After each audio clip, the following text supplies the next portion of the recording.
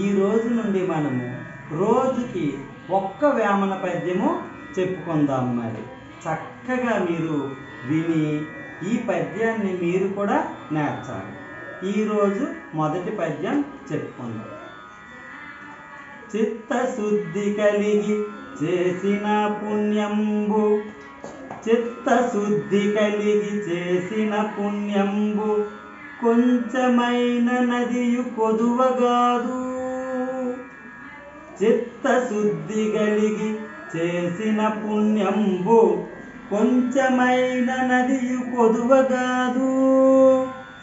విత్తనంబు మర్రి వృక్షంబునకునెంత, విశ్వదాభిరామ వినురవేమా. పిల్లలు, ఈ వేమన పద్యం యొక్క భావం చూడండి. మనము మంచి మనసుతో ఏదైనా పని చేసి సంపాదించిన పుణ్యము అది కొంచెమైనా సరే చాలా ఎక్కువతో సమానం అన్నమాట. కొంచెం పుణ్యం చేశాం కదా అని బాధపడవలసిన అవసరము లేదు.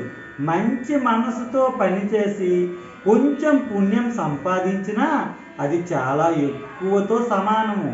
ఎలాగంటే మర్రి చెట్టు చూడండి, ఎంత పెద్దగా ఉంటుంది, కానీ దాని విత్తనం మాత్రం చిన్నది. ఇంత చిన్న విత్తనం నుండి అంత పెద్ద మర్రి చెట్టు ఎలా వస్తుందో, మనం చేసిన పుణ్యము కొంచెమైనా ఫలితము మాత్రం ఎక్కువగా ఉంటుంది. ఉదాహరణకి తోవంట మనం నడుస్తూ ఉంటాం కదా, అక్కడ ఎక్కడైనా ఒక రాయి ఉంది, రోడ్డుకి అడ్డంగా ఒక రాయి. దాన్ని మనం వీలైతే దానిని తీసి పక్కన పెట్టేయాలి.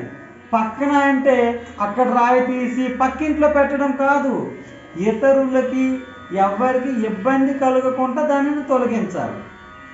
అంటే ఏంటి, రాయి చిన్నది అని పక్కన పెట్టినా సరే దాని వలన మనకు వచ్చిన పుణ్యం అనేది భవిష్యత్తులో చాలా ఎక్కువగా ఉంటుంది.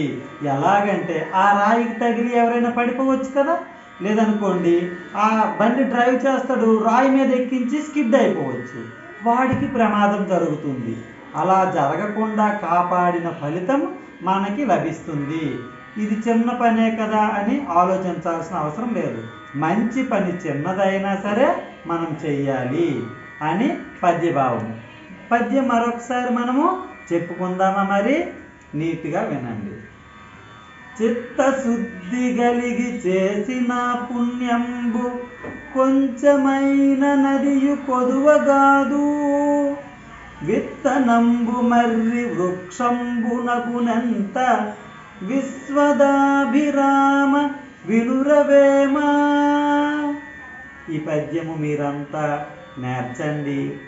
చిత్తశుద్ధి కలిగి చేసిన పుణ్యంబు, కొంచెమైన అదియు కొదువ కాదు. విత్తనంబు మర్రి వృక్షంబునకునెంత, విశ్వదాభిరామ వినురవేమ.